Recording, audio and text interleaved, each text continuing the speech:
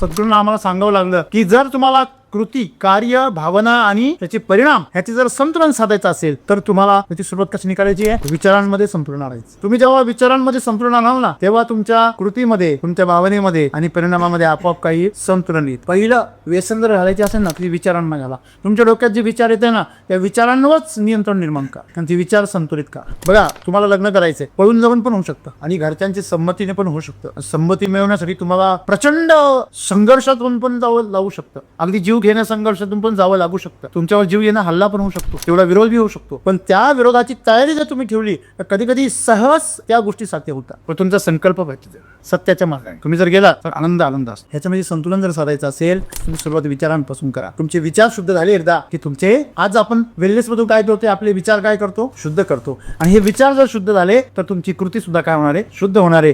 आणि ती शुद्धता तुमची विचारांपासून सुरू होत. आणि म्हणून तुम्हाला प्रत्येक घटनेमध्ये परमेश्वराची इच्छा दिसेल.